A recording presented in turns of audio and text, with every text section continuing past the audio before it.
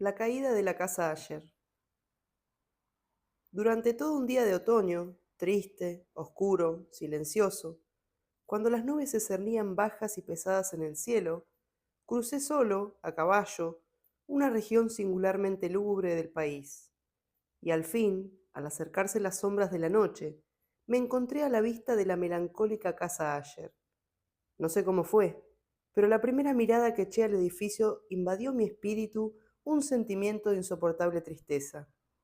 Digo insoportable porque no lo atemperaba ninguno de esos sentimientos semiagradables, por ser poéticos, con los cuales recibe el espíritu aún las más austeras imágenes naturales de lo desolado o lo terrible.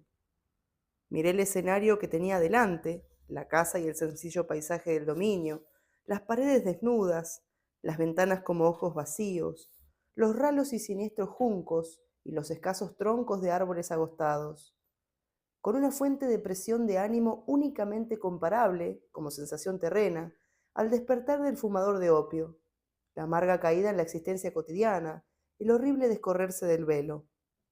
Era una frialdad, un abatimiento, un malestar del corazón, una irremediable tristeza mental que ningún acicate de la imaginación podía desviar hacia forma alguna de lo sublime.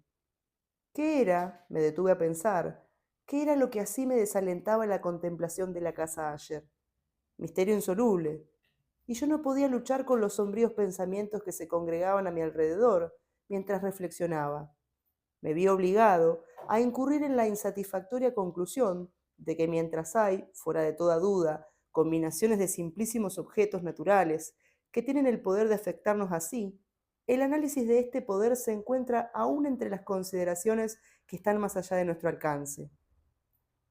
Era posible, reflexioné, que una simple disposición diferente de los elementos de la escena, de los detalles del cuadro, fuera suficiente para modificar o quizá anular su poder de impresión dolorosa. Y procediendo de acuerdo con esta idea, empujé mi caballo a la escarpada orilla de un estanque negro y fantástico que extendía su brillo tranquilo junto a la mansión. Pero con un estremecimiento aún más sobrecogedor que antes, contemplé la imagen reflejada e invertida de los juncos grises, y los espectrales troncos, y las vacías ventanas como ojos.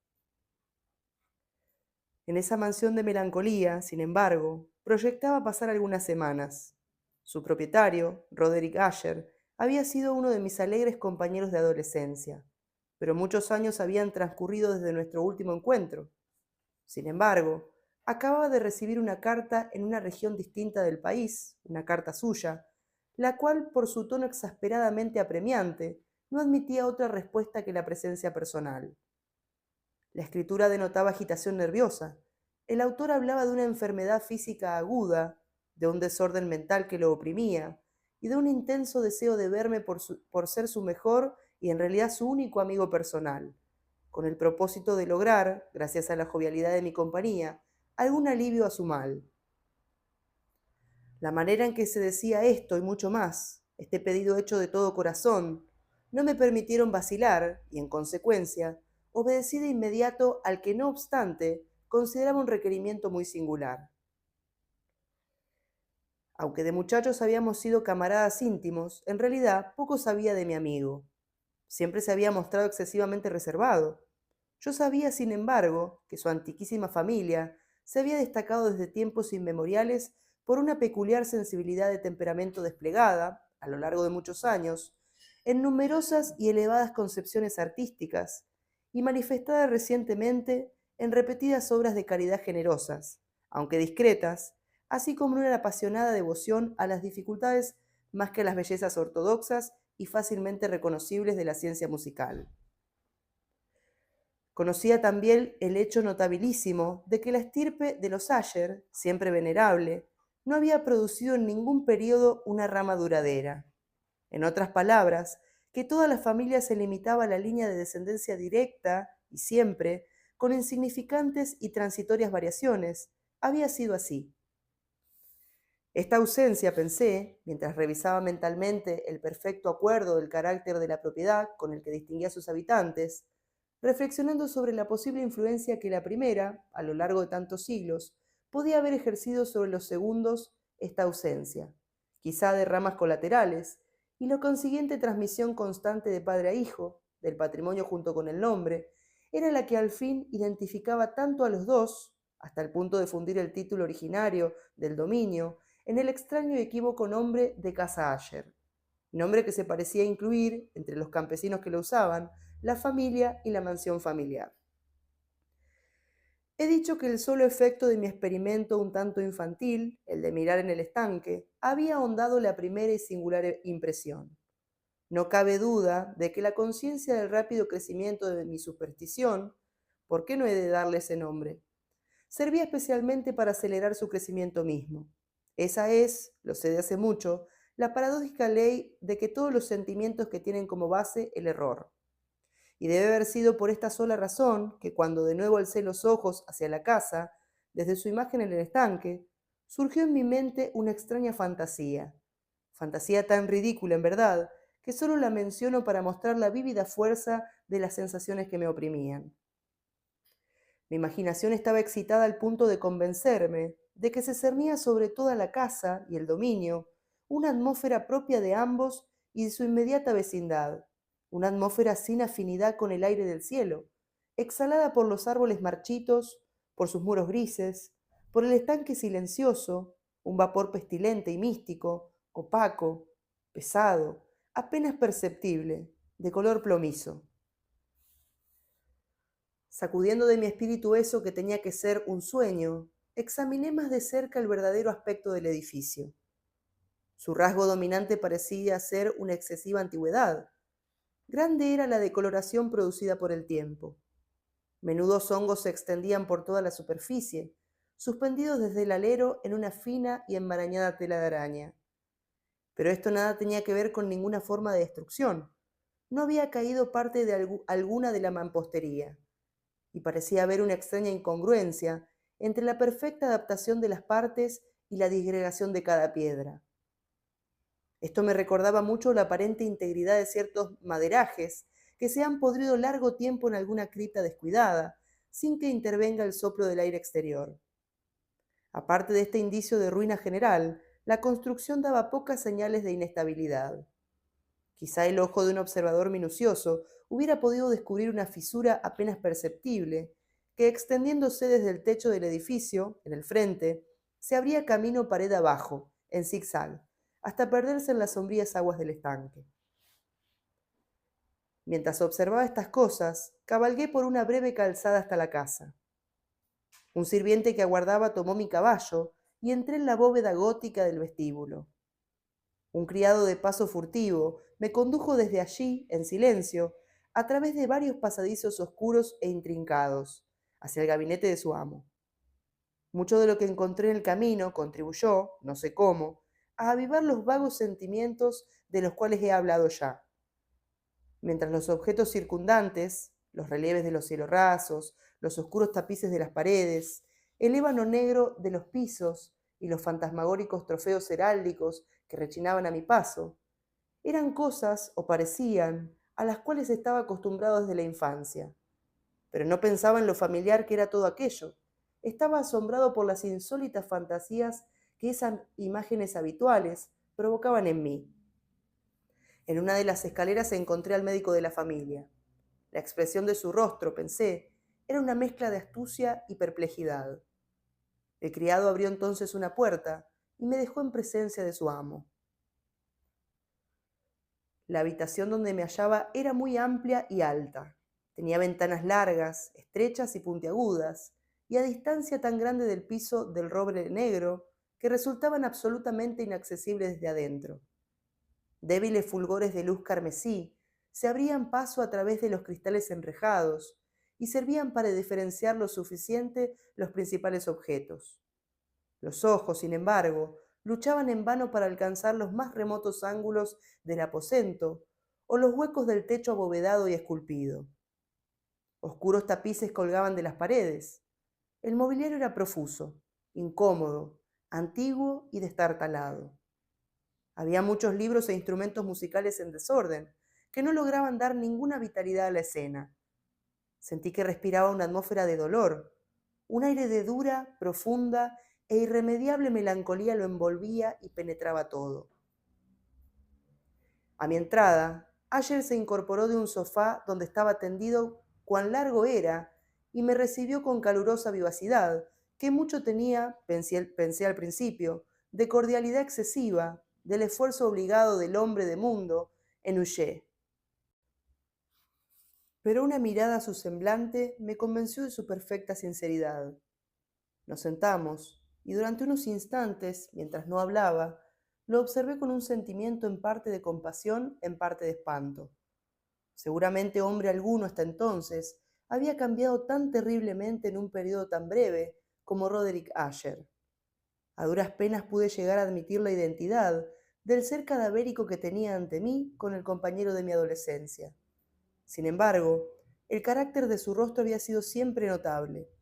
La tez cadavérica, los ojos grandes, líquidos, incomparablemente luminosos, los labios un tanto finos y muy pálidos, pero de una curva extraordinariamente hermosa, la nariz de delicado tipo hebreo, pero de ventanillas más abiertas de lo que es habitual en ellas, el mentón finamente modelado, revelador, en su falta de prominencia, de una ausencia de energía moral, los cabellos más suaves y más tenues que tela de araña. Estos y el excesivo desarrollo de la región frontal constituían una fisonomía difícil de olvidar. Y ahora la simple exageración del carácter dominante de esas facciones y de su expresión habitual revelaban un cambio tan grande que dudé de la persona con quien estaba hablando. La palidez espectral de la piel, el brillo milagroso de los ojos por sobre todas las cosas, me sobresaltaron e incluso me aterraron. El sedoso cabello, además, había crecido con descuido, y como en su desordenada textura de telaraña flotaba más que caía alrededor del rostro, me era imposible, aun haciendo un esfuerzo, relacionar su enmarañada apariencia con idea alguna de simple humanidad. En las maneras de mi amigo me sorprendió encontrar incoherencia, inconsistencia, y pronto descubrí que era motivada por una serie de débiles y fútiles intentos de vencer un azoramiento habitual, una excesiva agitación nerviosa. A decir verdad, ya estaba preparado para algo de esta naturaleza, no menos por su carta que por reminiscencias de ciertos rasgos juveniles y por las conclusiones deducidas de su peculiar conformación física y su temperamento. Sus gestos eran alternativamente vivaces y lentos. Su voz pasaba de una indecisión trémula, cuando su espíritu vital parecía en completa latencia, a esa especie de concisión enérgica, esa manera de hablar abrupta, pesada, lenta, hueca, a esa pronunciación gutural, densa, equilibrada, perfectamente modulada que puede observarse en el borracho perdido o en el opiómano incorregible durante los períodos de mayor excitación. Así me habló del objeto de mi visita, de su vehemente deseo de verme y del consuelo que guardaba de mí. Abordó con cierta extensión lo que él consideraba la naturaleza de su enfermedad. Era, dijo, un mal constitutivo y familiar, y se desesperaba por hallarle remedio. Una simple afección nerviosa, añadió de inmediato, que indudablemente pasaría pronto. Se manifestaba en una multitud de sensaciones anormales.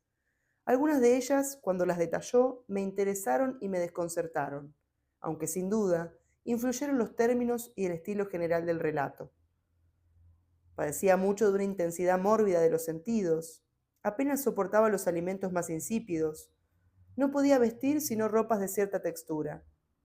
Los perfumes de todas las flores le eran opresivos, aún la luz más débil torturaba sus ojos, y solo pocos sonidos peculiares, y estos de instrumentos de cuerda, no le inspiraban horror. Vi que era un esclavo sometido a una suerte normal de terror. Moriré, dijo, tengo que morir de esta deplorable locura. Así, no de otro modo me perderé. Temo los sucesos del futuro, no por sí mismos, sino por sus resultados.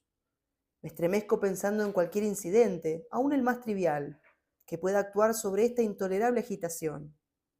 No aborrezco el peligro, como no sea por su efecto absoluto, el terror.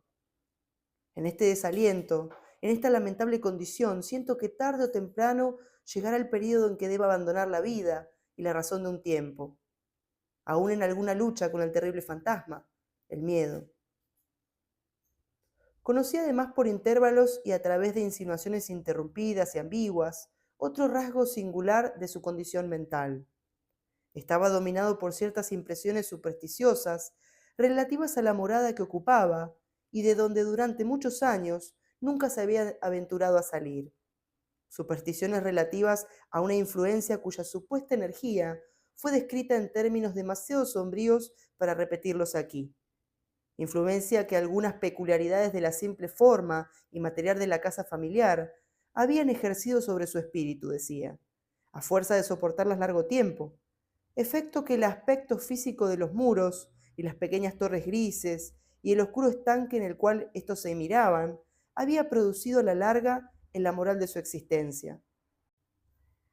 Admitía, sin embargo, aunque con vacilación, que podía buscarse un origen más natural y más palpable a mucho de la peculiar melancolía que así lo afectaba. La cruel y prolongada enfermedad, el desenlace evidentemente próximo de una hermana tiernamente querida, su única compañía durante muchos años, su último y único pariente sobre la tierra. Su muerte, decía con una amargura que nunca podré olvidar, hará de mí el desesperado, el frágil, el último de la antigua raza de los Asher. Mientras hablaba, Lady Madeleine, que así la llamaba, pasó lentamente por un lugar apartado del aposento y sin notar mi presencia desapareció. La miré con extremado asombro, no desprovisto de temor, y sin embargo me es imposible explicar estos sentimientos. Una sensación de estupor me oprimió, mientras seguía con la mirada sus pasos que se alejaban. Cuando por fin una puerta se cerró tras ella, mis ojos buscaron instintiva y ansiosamente el semblante del hermano, pero éste había hundido la cara entre las manos, y solo pude percibir que una palidez mayor que la habitual se extendía en los dedos descarnados, por entre los cuales se filtraban apasionadas lágrimas. La enfermedad de Lady Madeleine había burlado durante mucho tiempo la ciencia de sus médicos. Una apatía permanente, un agotamiento gradual de su persona y frecuentes, aunque transitorios accesos de carácter parcialmente cataléptico, eran el diagnóstico insólito. Hasta entonces había soportado con firmeza la carga de su enfermedad, negándose a guardar cama, pero al caer la tarde de mi llegada a la casa, sucumbió, como me lo dijo esa noche su hermano con inexpresable agitación, al poder aplastante del destructor, y supe que la breve visión que yo había tenido de su persona sería probablemente la última para mí, que nunca más vería a Lady Madeleine, por lo menos en vida. En los varios días posteriores, ni Asher ni yo mencionamos su nombre, y durante este periodo me entregué a vehementes esfuerzos para aliviar la melancolía de mi amigo. Pintábamos y leíamos juntos, o yo escuchaba como en un sueño las extrañas improvisaciones de su elocuente guitarra. Y así, a medida que una intimidad cada vez más estrecha me introducía sin reserva en lo más recóndito de su alma, iba advirtiendo con amargura la futileza de todo intento de alegrar un espíritu, cuya oscuridad, como una cualidad real, inherente, se derramaba sobre todos los objetos del universo físico y moral en una incesante irradiación de tinieblas. Siempre tendré presente el recuerdo de las muchas horas solemnes que pasé a solas con el amo de la casa Asher. Sin embargo, fracasaría en todo intento de dar una idea sobre el exacto carácter de los estudios o las ocupaciones a los cuales me inducía o cuyo camino me mostraba. Una idealidad exaltada, enfermiza, arrojaba un fulgor sulfúreo sobre todas las cosas. Sus largos e improvisados cantos fúnebres resonarán eternamente en mis oídos. Entre otras cosas, conservo dolorosamente en la memoria cierta singular perversión y amplificación del extraño aire del último vals de von Weber, de las pinturas que nutría su laboriosa imaginación y cuya vaguedad crecía a cada pincelada, vaguedad que me causaba un estremecimiento tanto más penetrante cuanto que ignoraba su causa. De esas pinturas, tan vívidas que aún tengo sus imágenes ante mí, sería inútil mi intento de presentar algo más que la pequeña porción comprendida en los límites de las meras palabras escritas. Por su extremada simplicidad, por la desnudez de sus diseños, atraían la atención y la subyugaban. Si alguna vez un mortal pintó una idea, ese mortal fue Roderick Asher. Para mí, al menos, en las circunstancias que entonces me rodeaban, surgía de las puras abstracciones que el hipocondríaco lograba proyectar en la tela, una intensidad de intolerable espanto, cuya sombra nunca he sentido, ni siquiera en la contemplación de las fantasías de Fuseli, resplandecientes, por cierto, pero demasiado concretas. Una de las fantasmagóricas concepciones de mi amigo, que no participaba con tanto rigor del espíritu de abstracción, puede ser vagamente esbozada, aunque de una manera indecisa, débil, en palabras. El pequeño cuadro representaba el interior de una bóveda o túnel inmensamente largo, rectangular, con paredes bajas, lisas, blancas, sin interrupción ni adorno alguno. Ciertos elementos accesorios del diseño servían para dar la idea de que esa excavación se hallaba a mucha profundidad bajo la superficie de la tierra. No se observaba ninguna saliente en toda la vasta extensión, ni se discernía una antorcha o cualquier otra fuente artificial de luz. Sin embargo, flotaba por todo el espacio una ola de intensos rayos que bañaban el conjunto con un esplendor inadecuado y espectral. He hablado ya de este estado mórbido del nervio auditivo que hacía intolerable al paciente toda música, con excepción de ciertos efectos de instrumentos de cuerda. Quizá los estrechos límites en los cuales se había confinado con la guitarra fueron los que originaron en gran medida el carácter fantástico de sus obras. Pero no es posible explicar de la misma manera la fogosa facilidad de su impromptus. Debían de ser, y lo eran, tanto las notas como las palabras de sus extrañas fantasías, pues no pocas veces se acompañaba con improvisaciones verbales rimadas, debían de ser los resultados de ese intenso recogimiento y concentración mental a los cuales he aludido antes y que eran observables solo en ciertos momentos de la más alta excitación mental. Recuerdo fácilmente las palabras de una de esas rapsodias. Quizá fue la que me impresionó con más fuerza cuando la dijo, porque en la corriente interna o mística de su sentido, creí percibir, y por primera vez, una acabada conciencia por parte de Asher de que su encumbrada razón vacilaba sobre su trono. Los versos, que él tituló El Palacio Encantado, decían un poco más o menos que esto. Abre comillas. En el más verde de los valles que habitaban ángeles benéficos, se erguía un palacio lleno de majestad y hermosura. Dominio del rey pensamiento, allí se alzaba, y nunca un serafín batió sus alas sobre cosa tan bella. Amarillos pendones sobre el techo flotaban, áureos y gloriosos. Todo eso fue hace mucho, en los más viejos tiempos, y con la brisa que jugaba en tan gozosos días, por las almenas se expandía una fragancia alada. Y los que erraban en el valle, por dos ventanas luminosas a los espíritus, veían danzar al ritmo de laúdes en torno al trono, donde Porfirogéneto, envuelto en merecida pompa, se sentaba el señor del reino. Y de rubíes y de perlas era la puerta del palacio, de donde como un río fluían centelleando los ecos de gentil tarea, la de cantar con altavoces el genio y el ingenio de su rey soberano. Mas criaturas malignas invadieron, vestidas de tristeza, aquel dominio. Ah, duelo y luto, nunca más nacerá otra alborada. Y en torno del palacio, la hermosura que antaño florecía entre rubores, es sólo la olvidada historia sepultada en viejos tiempos. Y los viajeros desde el valle, por las ventanas ahora rojas, ven vastas formas que se mueven en fantasmales discordancias, mientras, cual espectral torrente, por la pálida puerta, sale una horrenda multitud que ríe, pues la sonrisa ha muerto. Cierra comillas.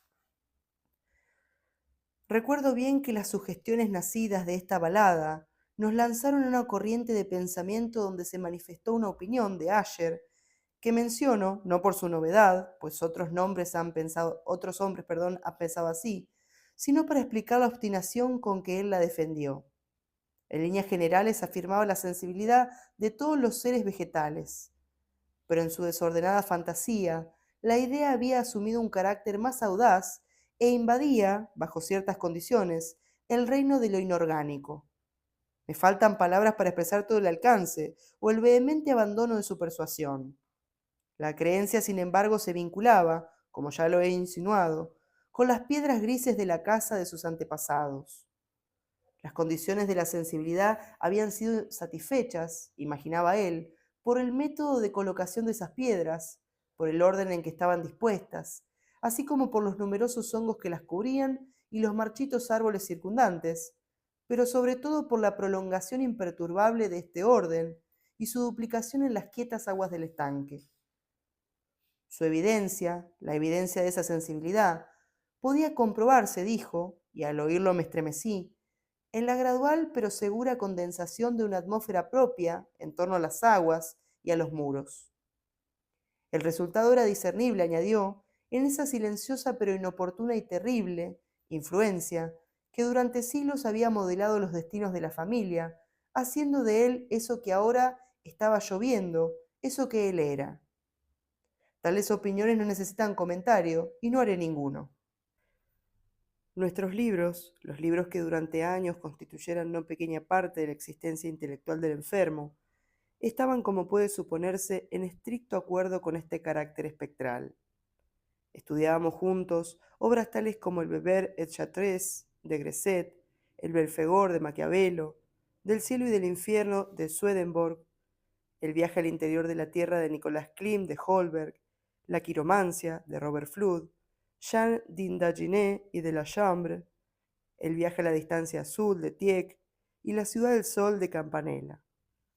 Nuestro libro favorito era un pequeño volumen en octavo del Directorium Inquisitorium del dominico Eymeric de Giron, y habían pasajes de Pomponius Mela sobre los viejos sátiros africanos y egibanos, con los cuales Asher soñaba horas enteras. Pero encontraba su principal deleite en la lectura cuidadosa de un rarísimo y curioso libro gótico en cuarto, el manual de una iglesia olvidada, La Vigilia Mortuorum Corum Ecclesiae Maguntiae. No podía dejar de pensar en el extraño ritual de esa obra y en su probable influencia sobre el hipocondríaco, cuando una noche, tras informarme bruscamente de que Lady Madeleine había dejado de existir, declaró su intención de preservar su cuerpo durante 15 días, antes de su inhumación definitiva, en una de las numerosas criptas del edificio. El humano motivo que alegaba para justificar esta singular conducta no me dejó en libertad de discutir. El hermano había llegado a esta decisión, así me dijo, considerando el carácter insólito de la enfermedad de la difunta, ciertas inoportunas y ansiosas averiguaciones por parte de sus médicos, y la remota y expuesta situación del cementerio familiar. No he de negar que cuando evoqué el siniestro aspecto de la persona con quien me cruzara en la escalera el día de mi llegada, no tuve deseos de oponerme a lo que consideré una precaución inofensiva y en modo alguno extraña. A pedido de Asher, lo ayudé personalmente en los preparativos de la sepultura temporaria. Ya en el ataúd, los dos solos llevamos el cuerpo a su lugar de descanso. La cripta donde lo depositamos, clausurada durante tanto tiempo que las antorchas casi se apagaron en su atmósfera opresiva, dándonos poca oportunidad para examinarla. Era pequeña, húmeda y desprovista de toda fuente de luz. Estaba a gran profundidad, justamente bajo la parte de la casa que ocupaba mi dormitorio. Evidentemente, había desempeñado, en remotos tiempos feudales, el siniestro oficio de mazmorra, y en los últimos tiempos, el de depósito de pólvora o alguna otra sustancia combustible, pues una parte del piso y todo el interior del largo pasillo abovedado que nos llevara hasta allí estaban cuidadosamente revestidos de cobre. La puerta, de hierro macizo, tenía una protección parecida. Su inmenso peso, al moverse sobre los goznes, producía un chirrido agudo e insólito.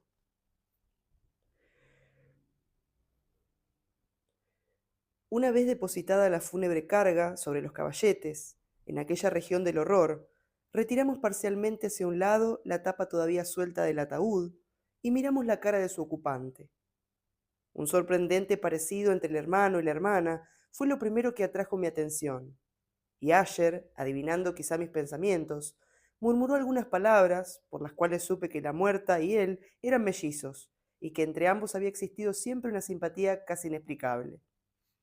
Nuestros ojos, sin embargo, no se detuvieron mucho en la muerta, porque no podíamos mirarla sin espanto. El mal que llevara a Lady Madeleine a la tumba, en la fuerza de la juventud, había dejado, como es frecuente en todas las enfermedades de naturaleza estrictamente cataléptica, la ironía de un débil rubor en el pecho y la cara, y esa sonrisa suspicaz, lánguida, que es tan terrible de la muerte.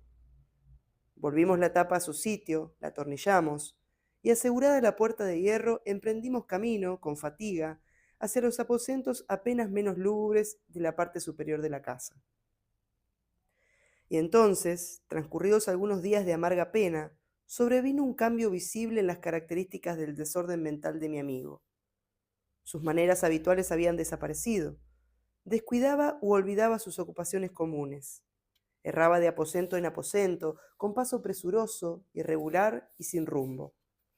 La palidez de su semblante había adquirido, si era posible tal cosa, un tinte más espectral, pero la luminosidad de sus ojos había desaparecido por completo. El tono a veces ronco de su voz ya no se oía, y una vacilación trémula, como en el colmo del terror, caracterizaba ahora su pronunciación. Por momentos, en verdad, pensé que algún secreto opresivo dominaba su mente agitada sin descanso, y que luchaba por conseguir valor suficiente para divulgarlo.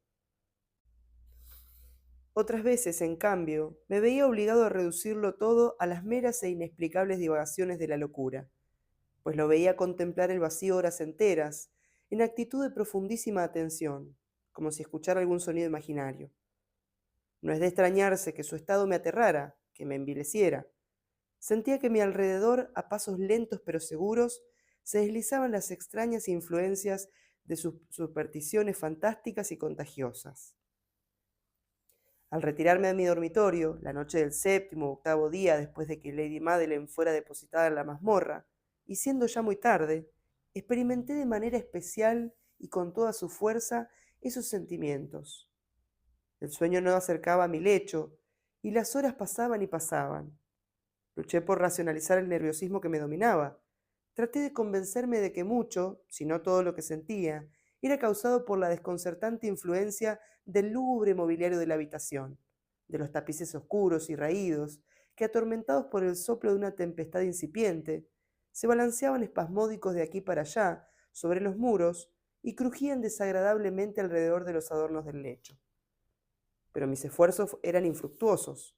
Un temblor incontenible fue invadiendo gradualmente mi cuerpo, y al fin se instaló sobre mi propio corazón un íncubo, el peso de una alarma por completo inmotivada.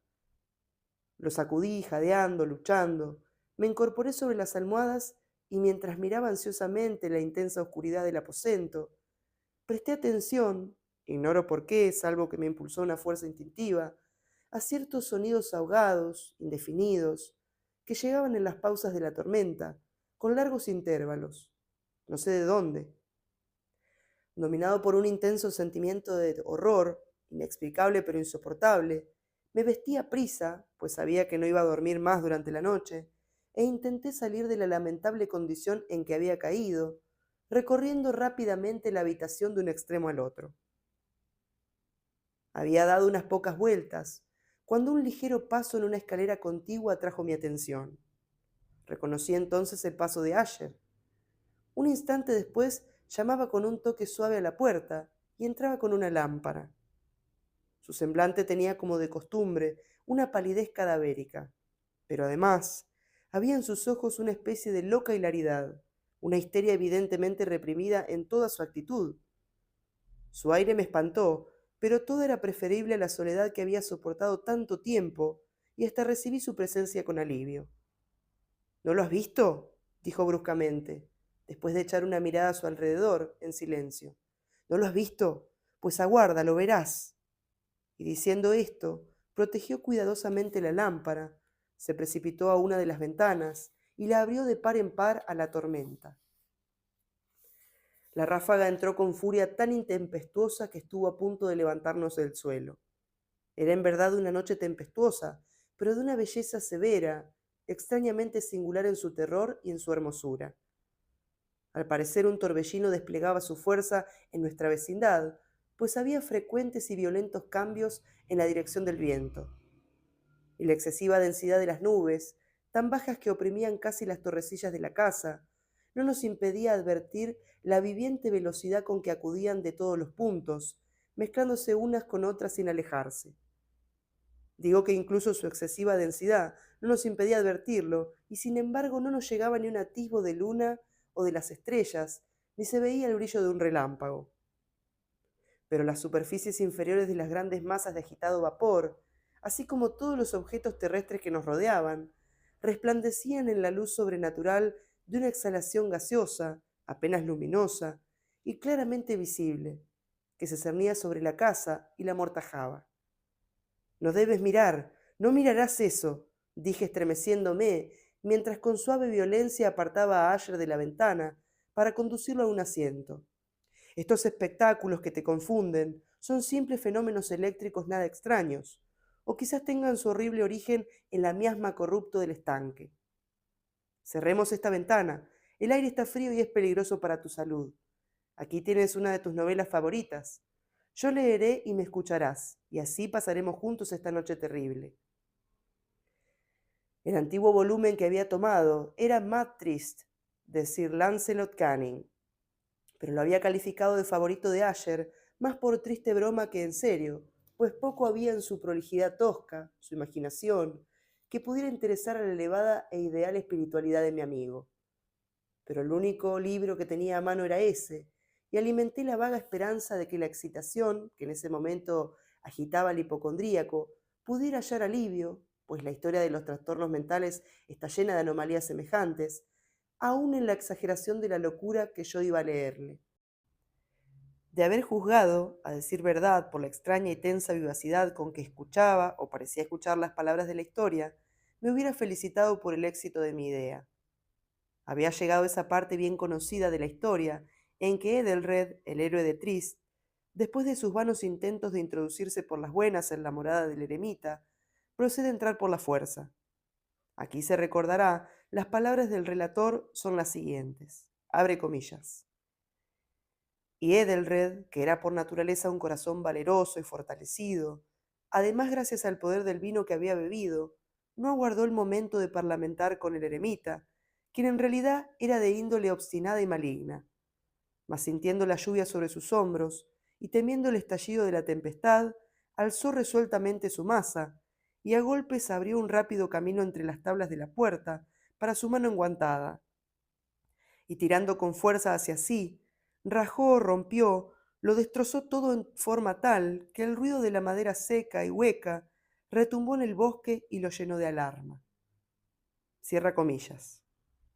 Al terminar esta frase, me sobresalté y por un momento me detuve, pues me pareció, aunque enseguida concluí que mi excitada imaginación me había engañado, me pareció que de alguna remotísima parte de la mansión llegaba confusamente a mis oídos algo que podía ser, por su exacta similitud, el eco, aunque sofocado y sordo, por cierto, del mismo ruido de rotura y de destrozo que Sir Lancelot había descrito con tanto detalle. Fue sin duda alguna la coincidencia lo que atrajo mi atención, pues entre el crujir de los bastidores de las ventanas y los mezclados ruidos habituales de la tormenta creciente, el sonido en sí mismo nada tenía, a buen seguro, que pudiera interesarme o distraerme. Continuó el relato. Abre comillas. Pero el buen campeón Edelred pasó la puerta y quedó muy furioso y sorprendido al no percibir señales del maligno eremita y encontrar en cambio un dragón prodigioso, cubierto de escamas, con lengua de fuego, sentado en guardia delante de un palacio de oro con piso de plata, y del muro colgaba un escudo de bronce reluciente con esta leyenda. Quien entre aquí conquistador será, quien mate al dragón el escudo ganará. Y Edelred levantó su maza y golpeó la cabeza del dragón, que cayó a sus pies y lanzó su apestado aliento, con un rugido tan hórrido y bronco, y además tan penetrante, que Edelred se tapó de buena gana los oídos, con las manos, para no escuchar el horrible ruido, tal como jamás se había oído hasta entonces. Cierra comillas. Aquí me detuve otra vez bruscamente, y ahora con un sentimiento de violento asombro, pues no podía dudar de que en esta oportunidad había escuchado realmente, aunque me resultaba imposible decir de qué dirección procedía, un grito insólito, un sonido chirriante, sofocado y aparentemente lejano, pero áspero, prolongado, la exacta réplica de lo que mi imaginación atribuyera al sobrenatural alarido del dragón, tal como lo describía el novelista. Oprimido, como por cierto lo estaba desde la segunda y más extraordinaria coincidencia, por 1000 sensaciones contradictorias, en las cuales predominaban el asombro y un tremendo horror, conservé sin embargo suficiente presencia de ánimo para no excitar con ninguna observación la sensibilidad nerviosa de mi compañero. No era nada seguro que hubiese advertido los sonidos en cuestión, aunque se había producido durante los últimos minutos una evidente y extraña alteración en su apariencia. Desde su posición frente a mí, había hecho girar gradualmente su silla, de modo que estaba sentado mirando hacia la puerta de la habitación. Y si solo en parte podía ver yo sus facciones, aunque percibía sus labios temblorosos, como si murmuraran algo inaudible. Tenía la cabeza caída sobre el pecho, pero supe que no estaba dormido por los ojos muy abiertos, fijos, que vi al echarle una mirada de perfil. El movimiento del cuerpo contradecía también esta idea, pues se mecía de un lado a otro con un balanceo suave, pero constante y uniforme. Luego de advertir rápidamente todo esto, proseguí el relato de Sir Lancelot, que decía así, abre comillas. Y entonces el campeón, después de capar a la terrible furia del dragón, se acordó del escudo de bronce y del encantamiento roto, apartó el cuerpo muerto de su camino y avanzó valerosamente sobre el argentado pavimento del castillo, hasta donde colgaba del muro el escudo, el cual entonces no esperó su llegada, sino que cayó a sus pies sobre el piso de plata con grandísimo y terrible fragor. Cierra comillas. Apenas habían salido de mis labios estas palabras, cuando, como si realmente un escudo de bronce en ese momento hubiera caído con todo su peso sobre un pavimento de plata, percibí un eco claro, profundo, metálico y resonante, aunque en apariencia sofocado. Incapaz de dominar mis nervios, me puse en pie de un salto, pero el acompasado movimiento de Asher no se interrumpió. Me precipité al sillón donde estaba sentado. Sus ojos miraban fijos hacia adelante y dominaba su persona una rigidez pétrea. Pero cuando posé mi mano sobre su hombro, un fuerte estremecimiento recorrió su cuerpo.